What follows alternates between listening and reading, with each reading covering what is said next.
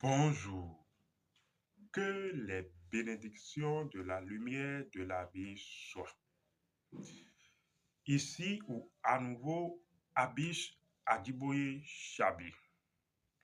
La présente communication a pour titre Voici comment résoudre un différend. On pourrait également dire Voici ce qu'il se passe lors d'un différend. Ce titre de la présente communication cache en réalité un autre titre. Le titre que ça cache fait partie de notre série de communications tant annoncée. Pour ceux qui ont l'habitude de nous suivre, qu'ils vous souviennent que nous avons annoncé une série de communications que voici les yeux et la sexualité, les oreilles et la sexualité, le nez et la sexualité, le goût et la sexualité, les genoux et la sexualité. Dans cette série de communications, nous avons déjà abordé le titre Les yeux et la sexualité. Maintenant, voici en réalité les oreilles et la sexualité. Voilà le titre que cache le titre que nous venons d'annoncer, c'est-à-dire comment résoudre un différend ou voici ce qui se passe dans un différend cache, comme je viens de le dire, l'oreille et la sexualité. Alors, restez avec nous, positionnez-vous. Nous allons une fois encore terrasser Goliath, comme j'ai l'habitude de le dire. Alors, comment résoudre un différend où l'oreille et la sexualité? Dans un différend, dans une situation où un différend oppose des parties, il y a souvent des attitudes qui sont adoptées de par les différentes parties. Par exemple, dans un pourparler, pour trouver solution aux différends, il y a certaines personnes ou une partie qui peut être amenée à élever la voix, à crier, beaucoup parler, pour exprimer leur mécontentement, leur incompréhension. Il y a une autre partie qui peut moins de parler ou observer en fait un silence de langage ou verbal. De toute façon, que ce soit l'absence de langage verbal ou le cri de l'autre partie, il s'agit, je vous l'assure, du silence. Parce que le fait de parler, toute parole émerge du silence. Et également l'absence de parole, donc le fait de se taire également émerge du silence. Tout cet ensemble, alors, du pourparler se base sur une seule chose, le silence. Mais comment vous allez comprendre? En fait, quand on parle du silence, la sagesse ancestrale a toujours parlé d'une loi. Il s'agit de la loi d'équilibre. Vous commencez alors, ou vous serez d'accord avec moi que quand nous parlons de la loi d'équilibre parlant du silence, l'équilibre énonce en fait le positionnement. Ou quand nous parlons d'un différent, résoudre un différend, il s'agit alors d'équilibrer les forces différentielles. Donc, un différend est toujours à la recherche d'une chose, à la recherche d'équilibre des forces différentielles. Vous voyez donc que qui parle alors de la loi d'équilibre pour un différent a très bien compris et a bien entrevu le schéma naturel. Parce que ça soit ceux qui crient ou ceux qui se taisent, de toute façon, les deux parties faisant partie d'un lot de forces ou d'entités opposées à un autre lot de forces et d'entités sont à la recherche d'une chose, de l'équilibre. Et c'est à cause de la recherche d'équilibre, donc du silence, vous voyez la loi d'équilibre, donc du silence, que les deux parties alors se confrontent. La recherche, c'est pour dire quoi? La recherche d'équilibre est toujours le silence. Vous comprenez donc que ça soit parler ou se taire, en fait, tout est silence, n'est-ce pas?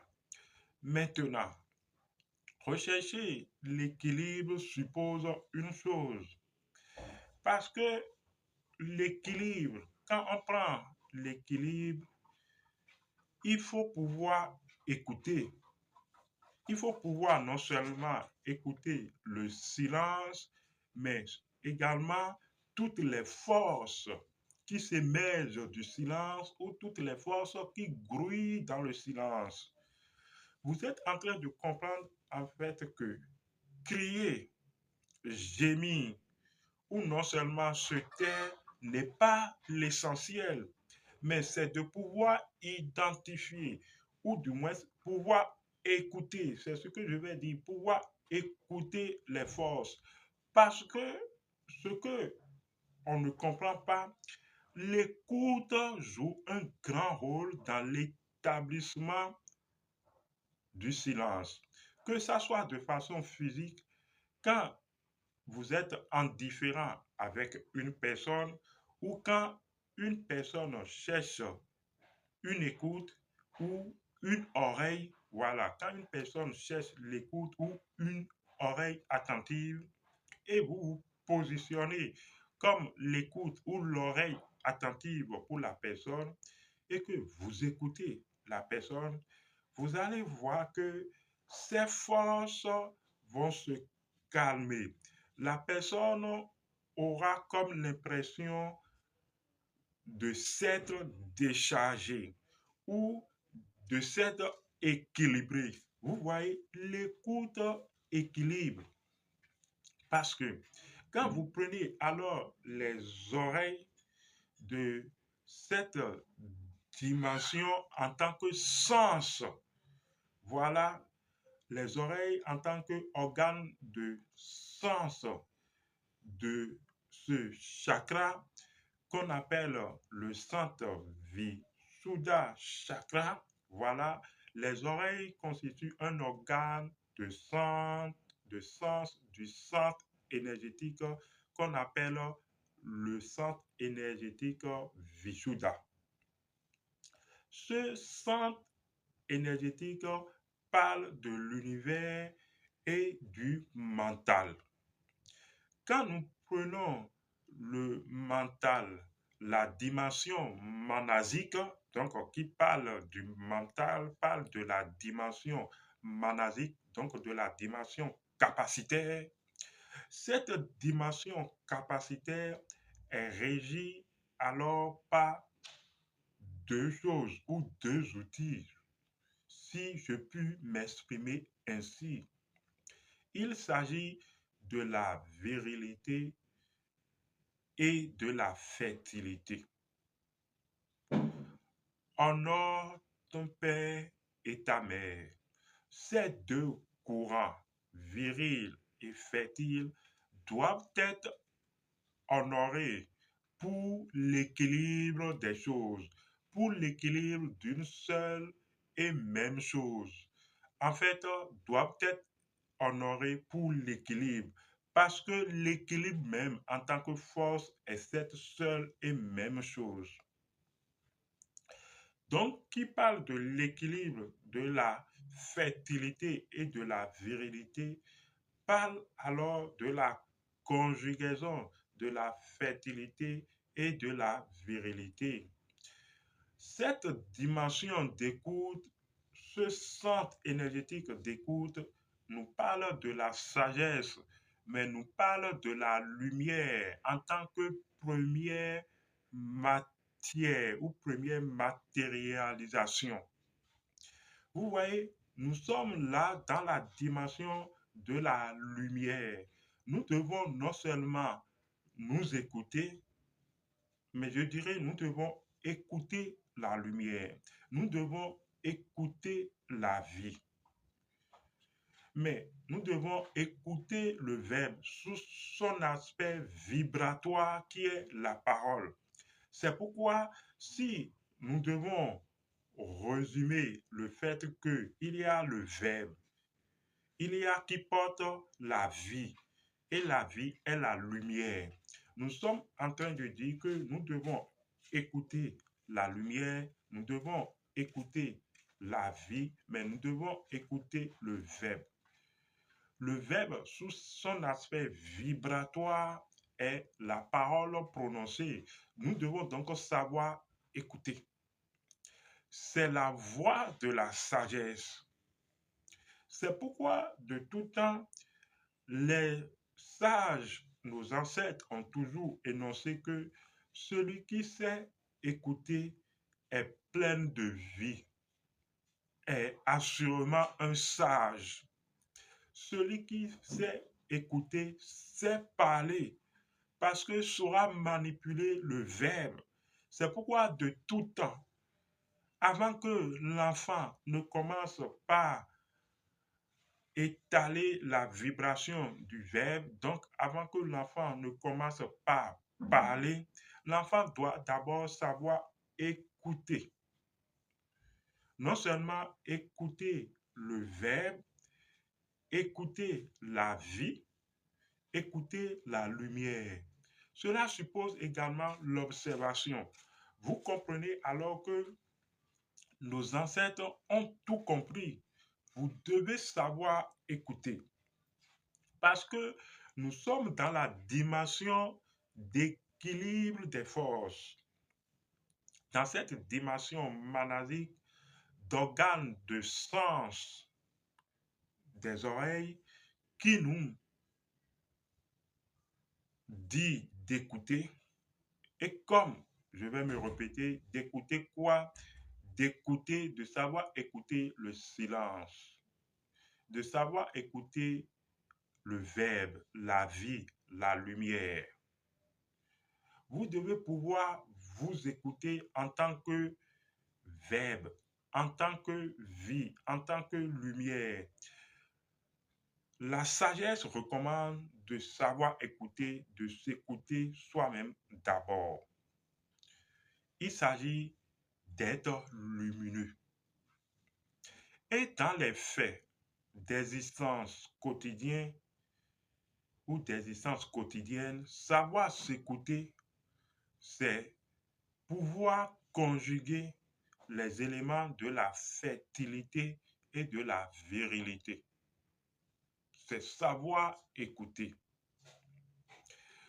Comment alors vous comportez devant ou comment faites-vous preuve d'ouverture et de fermeture? C'est également ça. Comment faites-vous alors preuve d'ouverture et de fermeture? Comment savez-vous aller? Comment savez-vous vous taire? Comment savez-vous parler? Comment savez-vous manger? Comment savez-vous vous coucher? En fait, l'existence n'est que sexualité. Vous vous dites comment? La sexualité étant toujours la conjugaison de la fertilité et de la virilité, ce qui vous rend capable dans cette existence. Pour revenir à dire que, en fait, votre degré d'équilibre est donc proportionnel à votre degré de sexualité. Comment faites-vous preuve de sexualité? C'est-à-dire comment interagissez-vous avec la fertilité et la virilité. C'est de ça il s'agit. Quand nous parlons de la sexualité, quand nous parlons, disais-je, de la sexualité, il ne s'agit pas tout de suite de l'acte coïtal, de l'amour, pas encore, mais pas nécessairement, je dirais, mais la sexualité se passe, notre vie, notre existence est sexualité. Et cela se passe dans les choses que nous côtoyons. Cela se passe, au fait, dans le déroulement. Notre mouvement même d'existence est sexualité. C'est de ça, en fait, il s'agit. Quand vous ne savez pas équilibrer la virilité et la fertilité, êtes-vous dans l'équilibre des forces?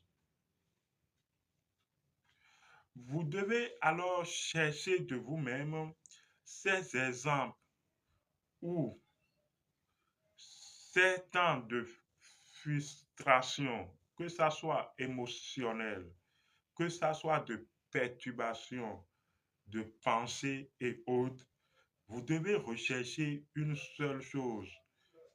Il s'agit de l'équilibre émotionnel, mental et sentimental.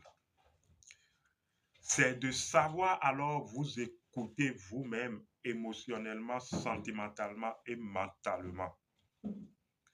C'est la sexualité. C'est déjà comme ça que vous pouvez honorer vos mânes ancestrales, fertiles et virils. Sinon, vous allez souffrir de capacité de fertilité et de virilité dans votre capacité. Si vous avez compris jusque-là, c'était Abish Adiboye. À la prochaine.